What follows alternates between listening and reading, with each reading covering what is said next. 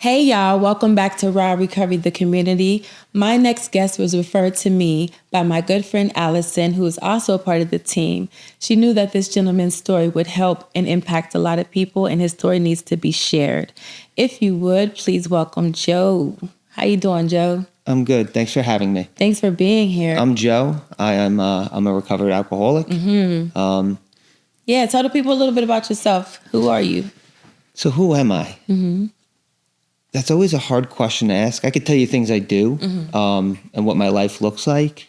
Who am I is like, it's tough to define myself. Yes. That doesn't leave room for change once you define something, right? Okay. So what do I do? I'm a pretty regular guy. I'm a blue collar guy. I'm big into adopting senior dogs. Yeah, you were telling me about that. Tell us about your pets. So, so I have, at the moment, I have 4 senior dogs and 2 cats. And over the years, since I've gotten sober, I've adopted 7 dogs over the years, and some have come and gone. Mm-hmm. And I always go into the shelter looking for the one that nobody wants. That's the one I want. Give me the one that nobody else wants. And it usually ends up being an old broken dog, and I give them a home, and they give me a ton of love. And it's I get way more out of it than I put into it. And that's the truth. Does it do anything for your sobriety? It gives me something to think about other than myself. You know what I mean? I like that. For a very long time, I lived by myself in recovery. I just lived alone, and I had an animal. And so there's always something to do to take care of this animal. And it kept me from really getting consumed by self. When you think about who you were before alcohol took over, what really stands out for you? Before alcohol took over, I guess for the most part, I tried to be a regular kid, a regular guy. I tried to fit in. I never quite felt like I did, though. I always felt like I was on like the outside of some big inside joke. Like I never quite belonged anywhere I went, and I had no motivation. I had like some dreams and aspirations and things I liked to do, but I had no drive. And I really just wanted like to feel like I was a part of something. And that's not anything that was like, I didn't get that from some outside source. I didn't come from a broken home. I have a family that loves me. My parents are still together. I was surrounded by my siblings, friends on the block, cousins. I was brought up in a good home. It was just the way I was ever since I can remember. Well, that actually leads me into what I wanted to talk about next. What was some of the things that were modeled for you growing up? How were you taught to handle stress and emotions? Were you able, as a young man growing up, especially back in the day when men aren't allowed to express their emotions, how was that for you growing up? That wasn't taught to me. It wasn't like we, had a therapy session every night at the dinner table, but we were encouraged to talk about how we felt and things going on in our lives. And I think for me, I was ashamed to talk about that stuff. And I was encouraged to, though, by my parents. I grew up in a good home with parents that loved me. We went to church on Sundays, and my parents are like good Christian people. And I don't know where like that fear came from, the fear of like expressing how I really felt, but it was there. At least you noticed it. Yeah. Well, before alcohol became a problem, what role did it play for you emotionally? Because you were just saying that you had these certain feelings, even though you were able to express yourself. Did alcohol make it easier in any way? When I drank, so the first time I ever drank, right, I can remember it vividly. The moment I felt the effects of alcohol was, it was almost like, wow, this must be what everyone else always feels like. That's kind of how I felt, like I was finally a part of something. And those feelings of like not being a part of that all went away. You know, so when I drank, it was almost like it was a solution to this problem I didn't know I had. Wow. You know, Wow. like all of a sudden I felt okay in my own skin for the first time. And I was like, this is what I want to do. Yeah, this is how I want to feel. This, I want to feel this all the right, time. Right. You know? Right. The good feeling of it, right? Do you remember when it went from alcohol being an option to it's something you need now? I couldn't tell you like a certain time, like a certain day that happened. I know that that somewhere in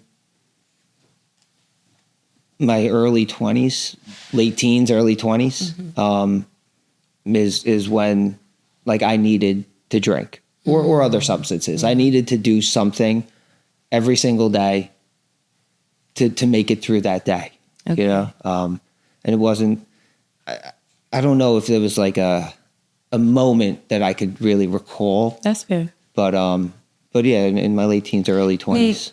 Alcohol is typically gradual, or most substances are typically gradual. So I can understand why it would be hard for you to exactly pinpoint. But so with thinking about it though, can you recall things alcohol started to take from you? Like what are some of the first things it took from you that you ignored? It's not because of my drinking.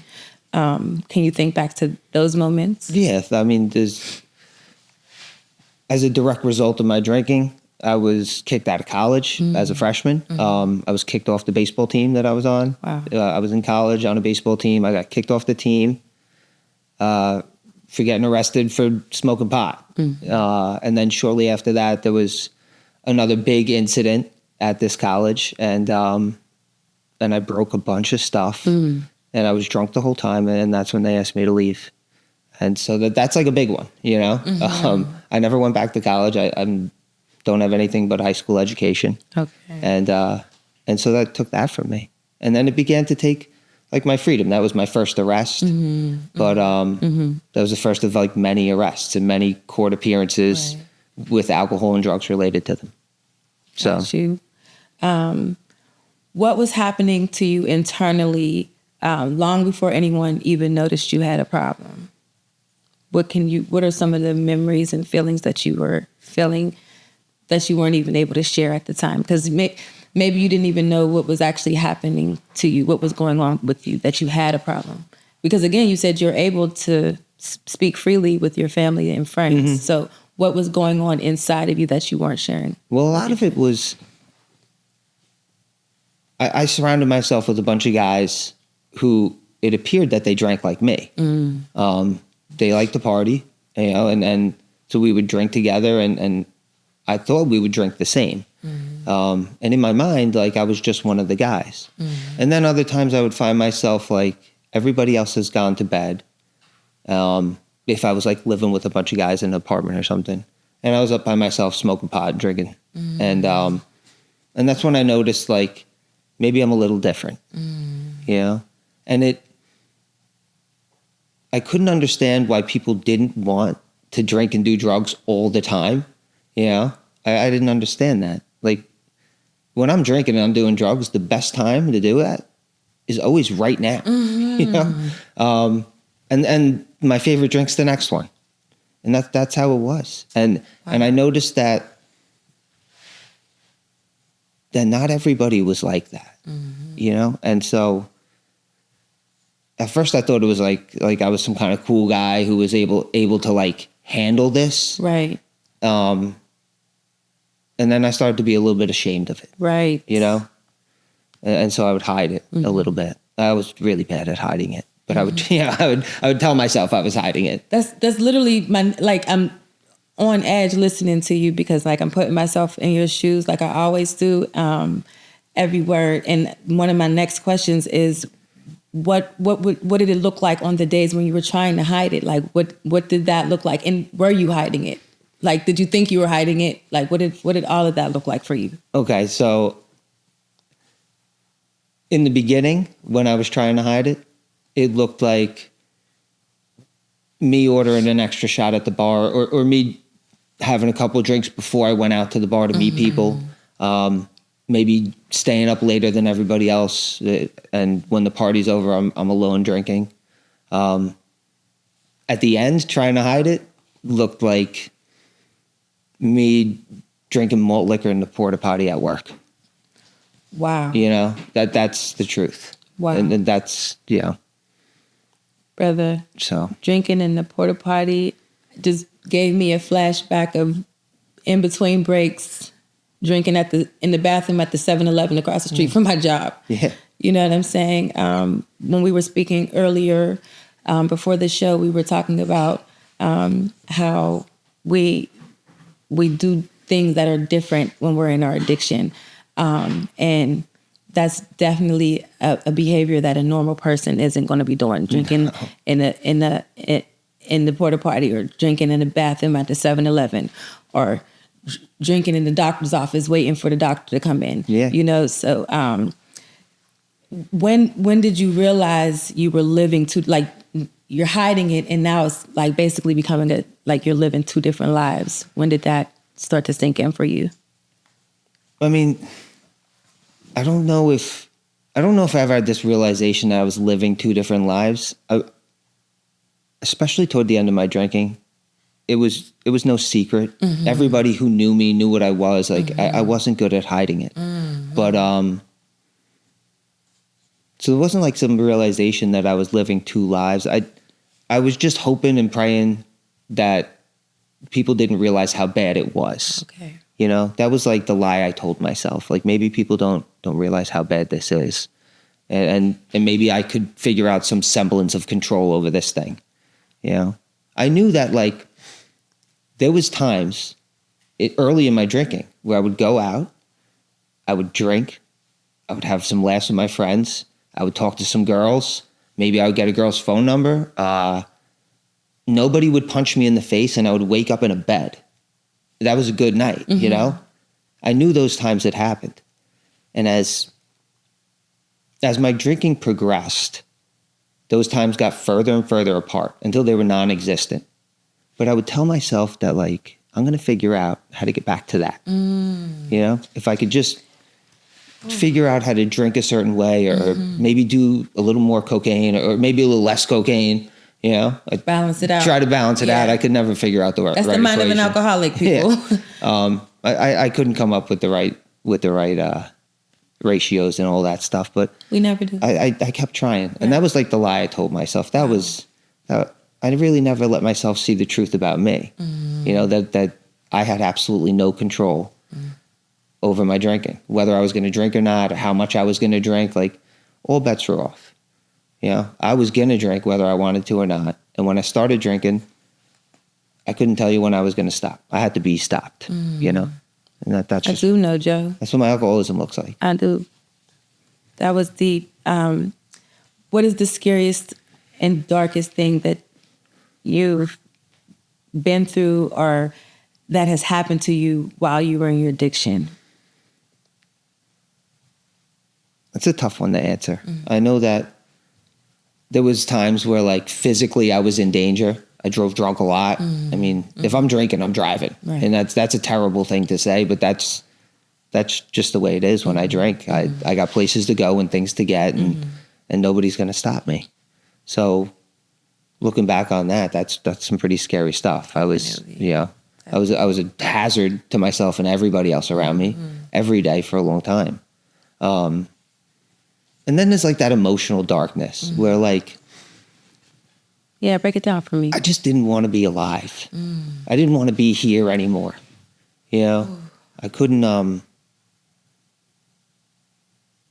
don't know if I ever really, I did. I thought about taking my own life. I never tried, but I thought about it, what it would be like if I just did, you know?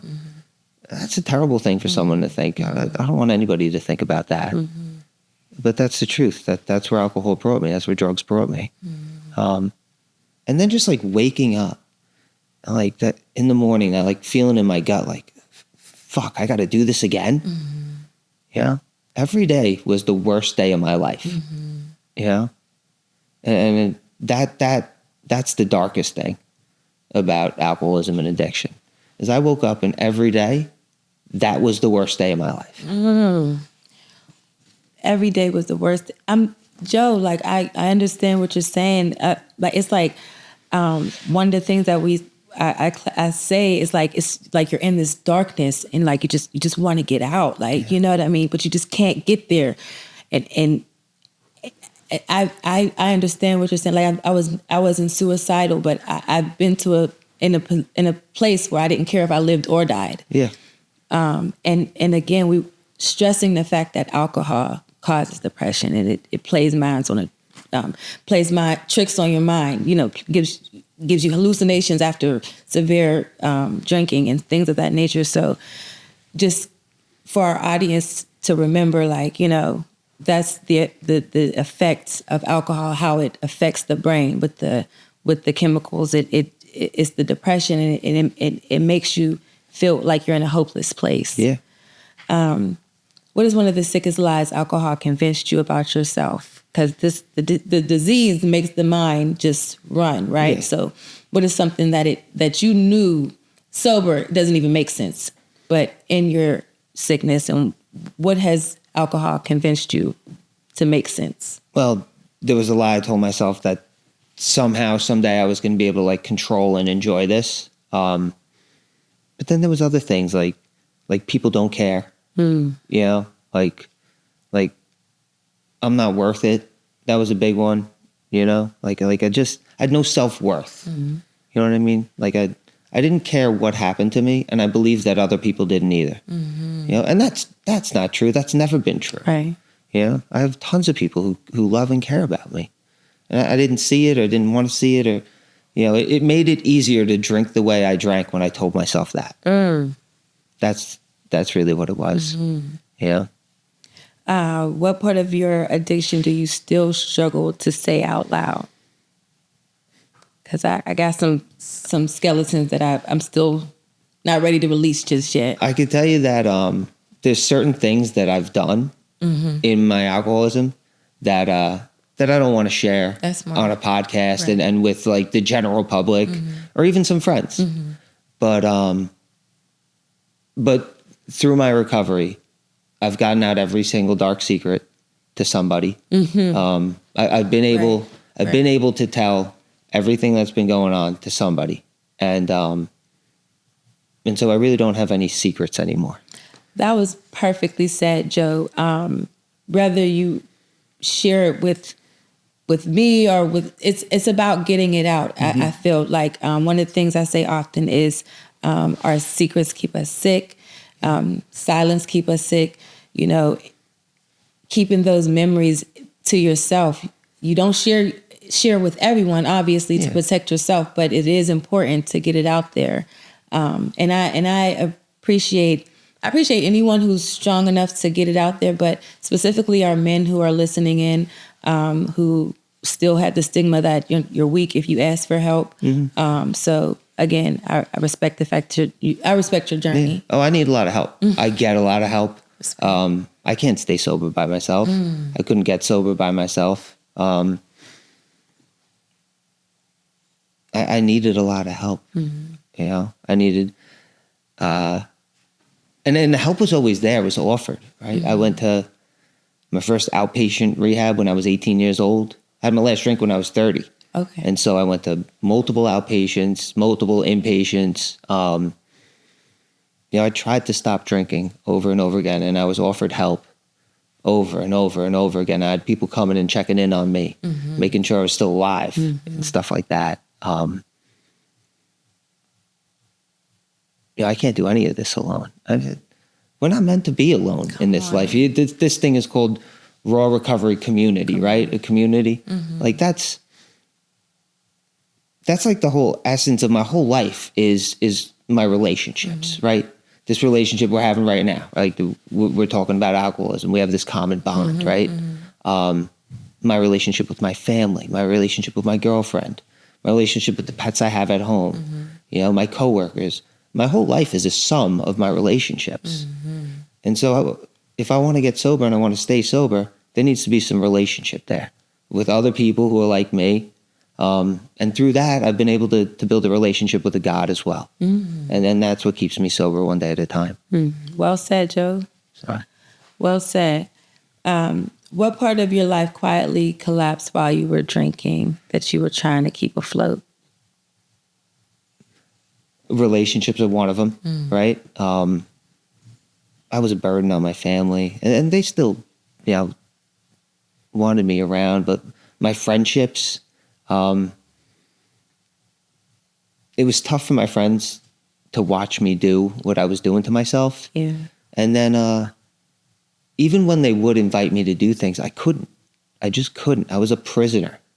Like if we're gonna go skiing for the weekend, like, am I gonna be able to get enough, bring enough drugs with me? What if I run out of drugs? What if, all these what ifs? How am I gonna stay drinking and on drugs the whole time I'm there?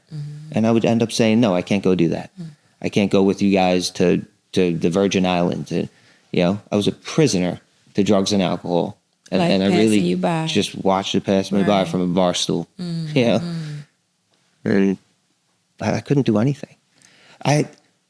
When I first drank, right, I talked about that first experience I had with alcohol. I felt freedom, right? That's what I felt. And that's why I drank. I wanted to feel that freedom. And I was a prisoner. Alcohol took away my freedom. Wow. And that's what I was drinking for, that feeling. How many times did you try to get sober? How many times did you relapse, and then what made it finally stick for you? I tried to get sober countless times. Excuse me, let me just take a sip of this. Okay.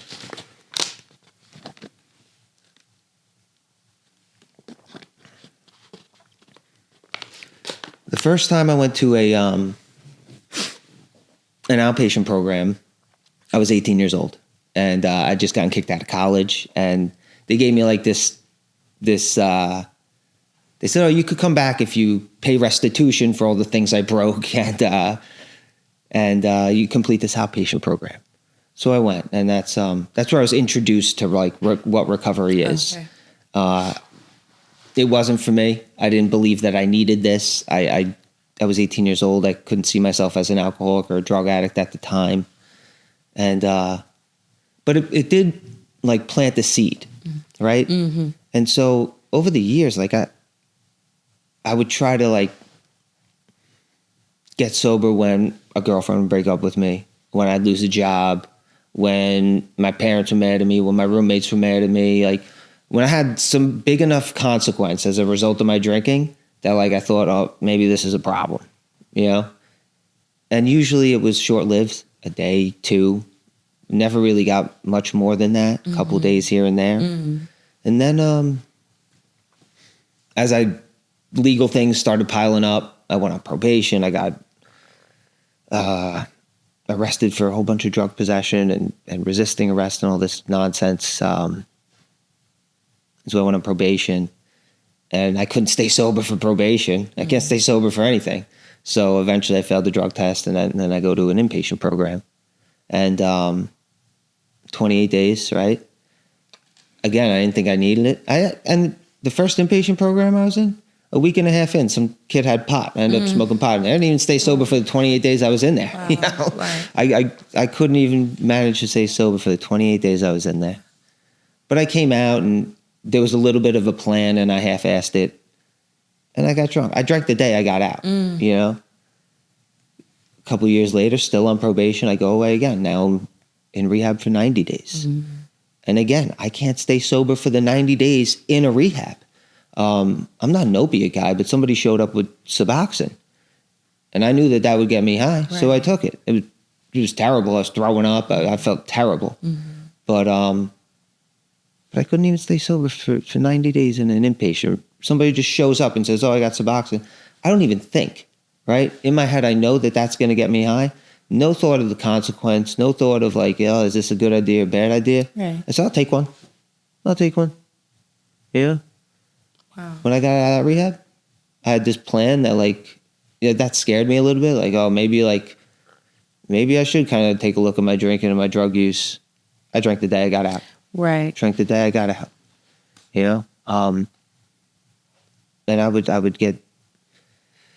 out on these binges toward the last couple of years of my drinking, where like I would go into work, I'd hop on the Long Island Railroad, take that into Penn Station, and there would be days where I'm like, I'm not drinking today. I swear to God, I'm not going to drink today. And I meant it. I really did. And somewhere between getting off the train at Penn Station and getting to the job site I was going to, I would be drinking.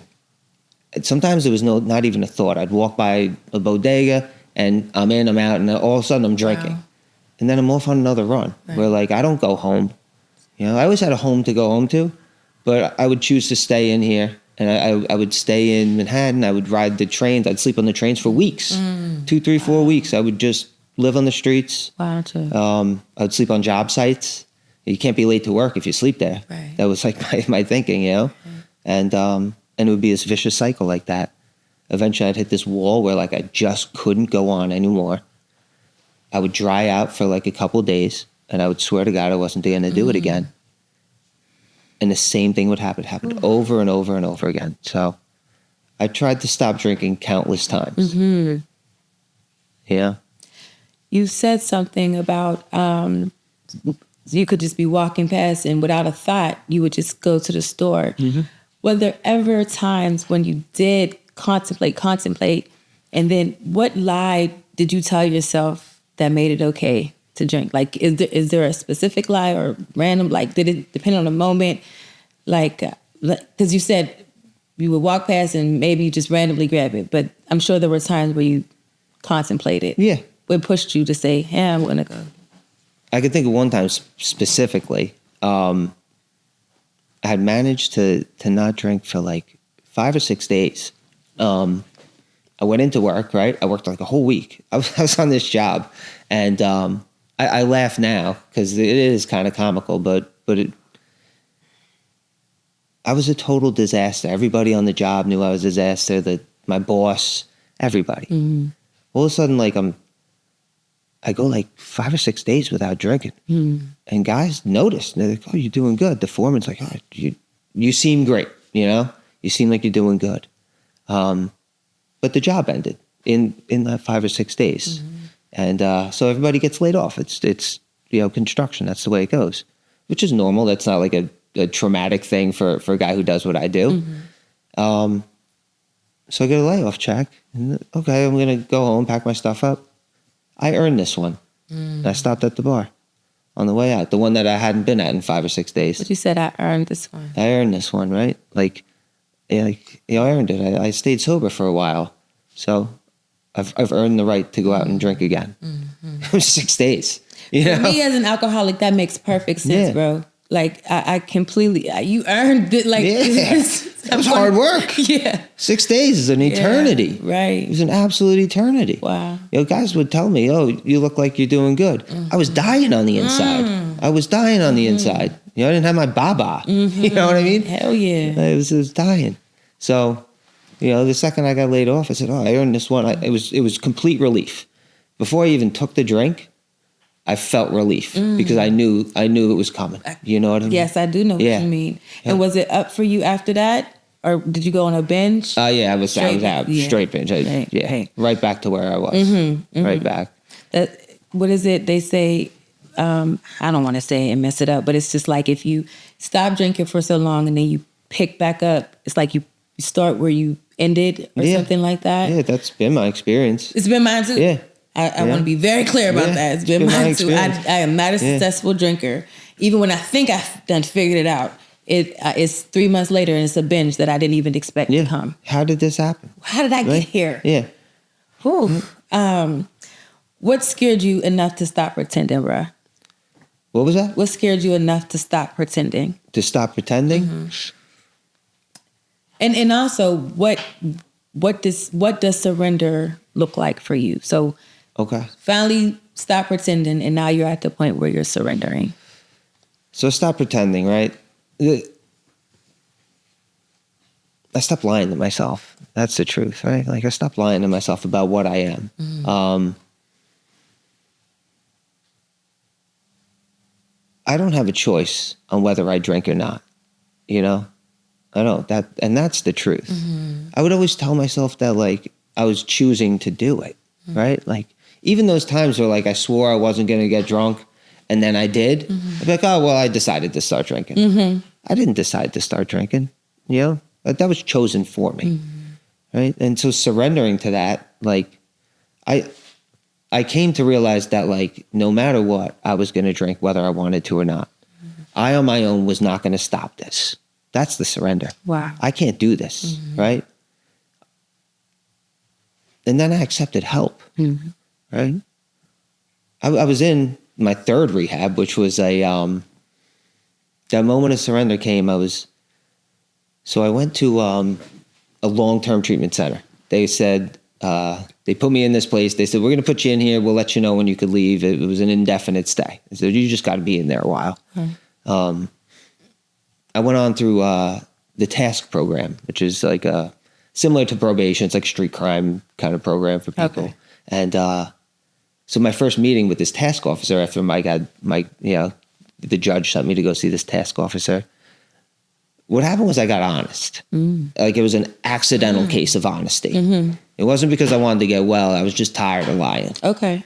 So I go and I sit down with this task officer, and he goes, first question, it's like, when was the last time you drank? And I said, 5 minutes ago in the parking lot. And the panic came over his face because I clearly wasn't well. I was going into DTs. I just drank, and I was already shaking. I was sweating. I had cold chills. I was in bad shape. And they called him backup. It was this whole thing. And so I ended up in this long-term treatment center. And I detoxed in there, right? They detoxed me with whatever they did. And I was there for like a month and a half. And I wanted to die. I wasn't getting better. I couldn't stop thinking about drinking. You know, every day I would wake up and I would just think about, like, when I get out of here, I'm going to get drunk. Come on. I knew that to be the truth. And I didn't want that at this point.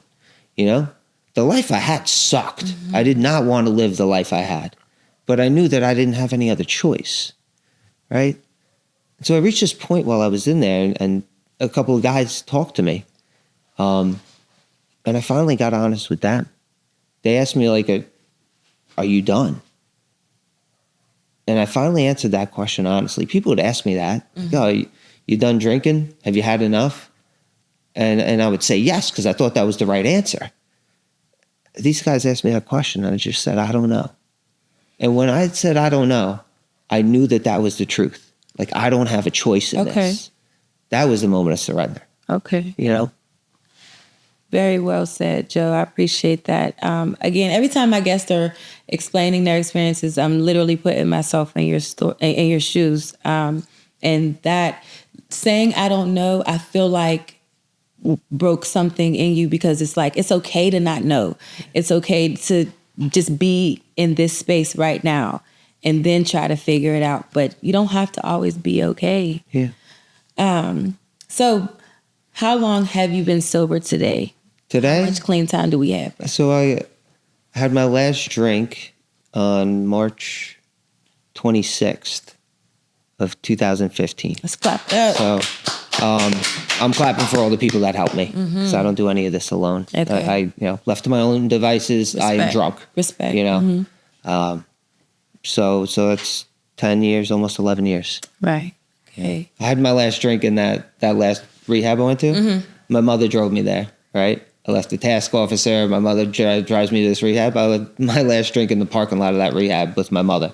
Okay. She wasn't drinking, I was. But yeah. I understand. What she got you there. Yeah. Shout out to your mom. Yeah, shout out to my mom. She's the best. Love you, Ma. So what is some of the hardest times in your early sobriety? Because the people listening in, you know, they want a little bit of what you got. But it's not easy. So we don't sugarcoat on the show. Yeah. So what was the hardest part about getting sober? So the honesty, right? Like getting myself to that point where I could lay all my cards on the table in front of another man. That was tough, right? like the self-searching it took before that happened, you know, I had to take a look at myself, the things I had done, the people I had hurt, the feelings I had had, right? I had to take stock of all that. And then I had to lay that out on the table for somebody else. You know, that was hard. Mm-hmm. That was a humbling process. Mm-hmm. You know what I mean? And it's funny because like you think you're telling the truth, right? I was as honest as I could be. I just couldn't see all the truth at that time. So like as time has gone on, like I see more and more of what is really true. And so like, you know, I've had more conversations with that man about my past, that things I didn't see at that time. So like, one hard part about like getting and staying sober is like the more you dig, the more you'll find. Oh. You know what I mean? I do. And if a guy like me wants to get sober and if I want to stay sober, I got to keep looking at myself on a daily basis. And when I do that, I'm going to find stuff because I'm far from perfect. I'm, you know, I mess up every day. Respect. You know? And so that's a tough part. It's a tough pill to swallow sometimes. I didn't believe that in the beginning. And I thought that like, okay, I'm well. I feel okay, right? I looked at some of the actions I was doing and they were like good things. I was doing good things. And I thought that people should notice that. Right. It took a long time for people to come around and like trust me again. You know? It took a while. But we don't get a reset button. Yeah. We can start over, but it people don't forget. It takes a lot of work we have to put in the work to show people that we've changed. Yeah. Did you feel like in the beginning that your life was getting worse before it started to get better once you stopped drinking? Did it just seem like even though you're sober, it's like it's just not moving yet? Like my life is still fucked up. It's still in the same space. Yeah, to an extent, especially like that month and a half that I had at that treatment facility where like I was just existing, like I was stuck, you know, before I really started to put some work in on myself, right? When I was just sitting there and I wasn't drinking and I didn't have a program, that was like the worst time of my life. That was the worst point in my life. It wasn't in active alcoholism, right? The darkest part of my whole addiction was between my last drink and my moment of surrender. There's about a month and a half in there, and that was dark. That was terrible. And so yeah, it was pretty dark in the beginning. So now you're sober. You're feeling all your feelings again. Can you recall what emotions alcohol used to numb that are now at the forefront that you just have to completely face it? Yeah. It's funny. Sometimes I would look. So for the first like year, 2 years, it was like a roller coaster. So like, you know, I could have these extreme highs, right? And then like just crash down to these lows. And like without explanation, you know, like just I could be so high and so happy, and then all of a sudden, like I'm down in the dirt and I'm thinking about something in my past, and I hate myself again, you know. And then other days, like I thought that I was so special and so great, and neither one of those things are good for a guy like me, you know. If I think too highly of myself, I'm setting myself up for failure. And obviously, if I think that I'm the biggest piece of shit on earth, I'm not doing too hot, you know? So it took a while for that to level out. Okay. You know? It took me a while to learn how to like build friendships again. Right. It took me a while to like learn how to talk to girls. That was a hard thing. How do you talk to these things? You know? How am I going to talk to one of these without a drink in me? Without the courage juice, right? Yeah. Got you. You know? Especially for a guy that either thinks he's the best or the worst. You know? That was really difficult. Gotcha. And so like things just had to level out, and that took time. That took like constant effort. You know, looking at myself, building a relationship with this God that I got to know. And then like spending time with other drunks, people like me. You know, people who've been doing this longer than me or people who are new to this, right? And just being around that whole mix, that's what I needed. And I just needed time to marinate in that, I'm so glad that you were able to find that community, the connection, tapping in so that you can share what you're going through. And sharing what you were going through, what was scarier for you? Getting sober or staying drunk?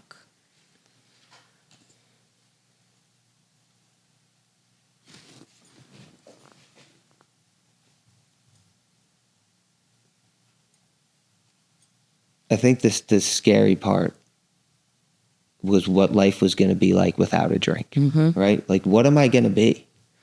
Yeah. Alcohol and drugs was my whole identity. It was. What am I going to be without a drink? I didn't know who I was.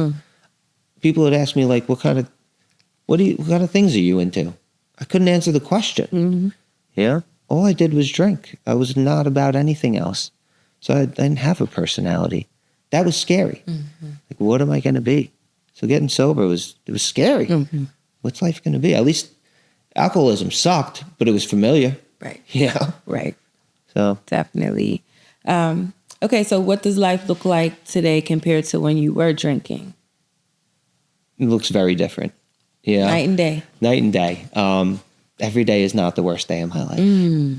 Yeah. Say that again, Joe. Every day is not the worst day of my life. And if I'm doing good, if I'm doing real good, I'm like, me and God are walking hand in hand that day. I could sometimes tell somebody, like, this is the best day of my life. My friends have heard me say that, And it's like not a extraordinary day by any means. It's just where I'm at that day. I'm feeling good. I can so relate to that.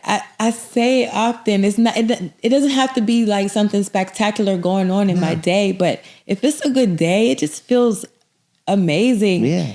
Coming from where we came from in our addiction, like, a good day is deserving to be praised. Yeah. You know what I'm saying? Absolutely. Definitely. Absolutely. So where are you at now in life? Are you in school? Are you you're working? Tell the people what you got. What did you get back being sober? Things addiction took away from you. What did you get back now that you're in your sobriety, bro? So yeah, I work. I don't go to school, but I work in the same job that I had when I was drinking. Oh, nice. Yeah, I didn't lose it completely. I work in a construction union, and so it's pretty much unemployable, right? Like, I would get to a job, I would get drunk, and I would quickly lose that job. I haven't lost the job because of my drinking or because of my attitudes, but I've gained some respect at work. I go to work, I try to do a good job, and I think people see that. So you've been with this job while you were in your addiction, yes, to now, and you're saying do they express that they see a difference in you? Yeah, people see it. They trust you more with different projects at work. And I've gotten more responsibility. It's a dangerous job. Yeah, it can be. But yeah, I've gotten more responsibility. People respect me at work, which is nice. Come on now, I felt that. It is. It's nice. Yeah. So that's one thing that I got back. The relationships that I have. I spoke about that earlier. My friends, I didn't see them much. It was tough to be around them. I couldn't stop drinking, and they didn't want to be around me when I drank. Now I have these beautiful relationships with these guys that they were gone. That had fizzled out. Yeah, it had fizzled out. And it wasn't because they didn't want to be friends with me and they didn't care. I just made it too difficult. I was a bad friend. Respect. That's the truth. I was a bad friend. Now I have this opportunity to go out and be a good friend, and so I have good friends. Come on, Joe. My family. Me and my sister used to butt heads a little bit. When I first got sober, she was a little skeptical. Now I pick her daughter up when she asked me to. She asked me to babysit. Her daughter comes to my home and sleeps over with Uncle Joe. How cool is that? That's amazing. That's nothing I ever thought I would even want or care about. I never considered that might be something I like. Yeah. So it's actually segueing into my next question. I was going to ask, what are some responsibilities that you now carry today, now that you're sober and that alcohol tried to destroy? You said that you used to bump heads with your sister. I don't know if alcohol was a part of that or if that's just like the dynamics of your relationship. You know what I mean? Certainly a part of it. Yeah. So like alcohol tried to destroy your relationship with your sister and things like. So what are some of the things that some responsibilities, including getting to spend time with your niece? I get to spend time with my niece. My family wants me around. Right. That's a miracle. That's a miracle. Respect. You know, they're not worried about where I am anymore and what I'm doing. You know, they want me around and I'm able to show up for them. I shouldn't say it like that. It's not that they didn't want me around because they did. You know, I wasn't able to be there. If I was there, I wasn't present. You know what I mean? I was somewhere else. I was busy thinking about my next drink. Now I could show up and be present in my family's lives. You know, my parents, they live around the corner from me. And they call me up. They need a hand. I go over there and I help them. I was incapable of doing these things. I was incapable. I'm in a relationship with my girlfriend, Ariel. I was incapable of caring for anybody else but myself. You know, I'm a selfish and self-centered person to the core when I'm drinking. You know, and even today I could be like that. Wow. If I pull back on my program, my relationship with God, my relationship with other alcoholics. You know, so relationships is the biggest thing. My freedom, right? I'm free to do what I want for the most part. Right. You know, I could come and go as I please anywhere I want. Like I'm not held down by anything right now, and that's cool. You said my freedom. My freedom. Come on now. Yeah. What part of your life exists only because you're sober? Freedom. Freedom is definitely one of them. As soon as you said that, I was like, do I even need to ask this next question? But it's freedom. Right. I don't take that for granted at all. And you know, it's funny. We talk about like freedom, and it's not this like willy-nilly thing where I just come and go as I please and I have no responsibility. You know, I have the freedom to tend to my responsibilities. You know what I mean? Like the things that like other people might see as a burden, I have the freedom to do them. You know what I mean? Of the dogs and the cats, right? I have four senior dogs.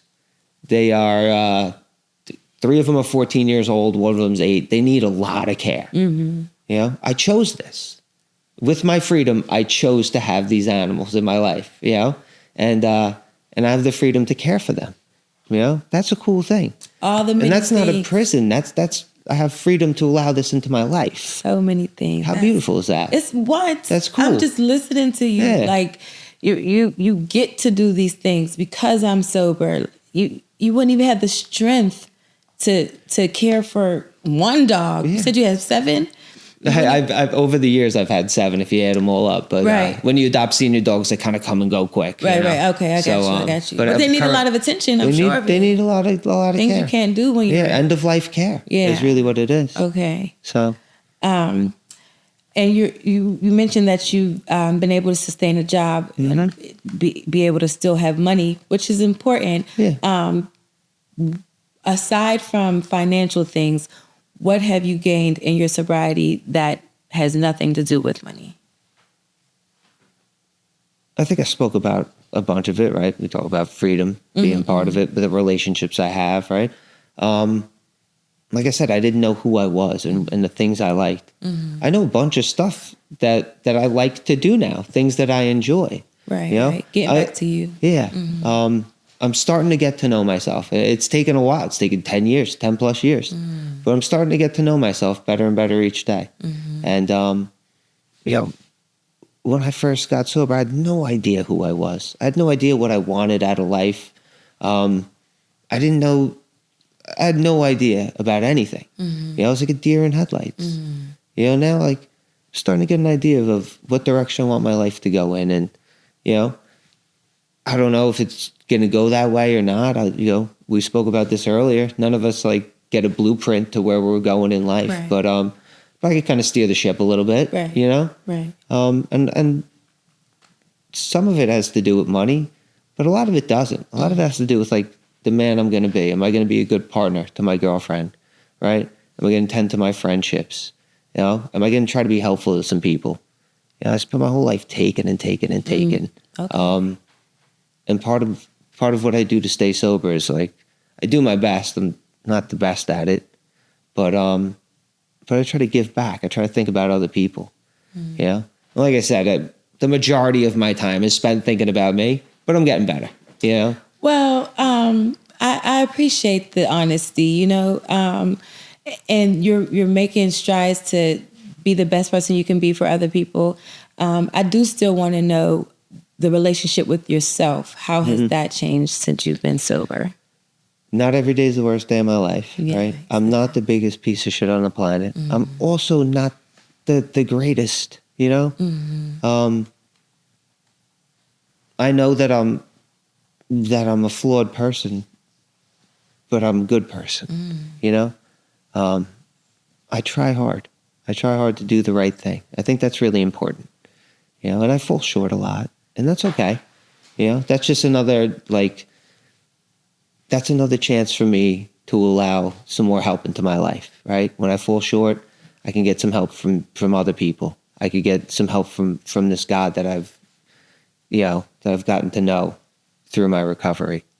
And that's really it. Like, you want to talk about like myself, it's not about me. You know, it's about this relationship with the God that I have. You know? And when I keep that my main focus, I'm doing good. You know? Joe, this has been amazing. Before we wrap it up, with all the things that you've shared, for the person who might be listening in, who might want to put the bottle down, might think they have a problem, don't really know, what are some final words you would like to leave with the people? Okay. If you're at a point in your drinking where you think it might be a problem, try to stop. You know, if you can stop on your own, you know, good for you. If you can't stop on your own, you probably have something like I have, which is alcoholism. And if that's the case, there's help. There's a whole bunch of resources. There's many different ways to get sober. There's fellowships, there's therapy, there's inpatient rehabs, outpatient rehabs. Don't give up. You know, you're worth it. You're worth it. That's like the story of my recovery is I showed up one day at an outpatient program, and I just kept checking into recovery until I had my last drink. You know, it takes a while. It took a while for a guy like me, but not everybody has to relapse. It doesn't have to be a part of your story. But if you are and you're having a hard time and you're struggling, just keep at it. Just keep at it. Yeah, Well you're worth said. it. Very well said, brother. Thank you again for being on the show. Thank you so Your much for story. having me. Allison wasn't wrong. She said that you had a story for us and you came and you shared it, and it made me look at addiction in a different way. I had my own struggles, but everybody's struggles is different, and I appreciate you being willing to share it with the world, letting people just into your space just a little bit. And thank you guys for tuning in. I truly appreciate it. And again, Joe, thank you for sharing your story. We'll see you guys next time on Raw Recovery.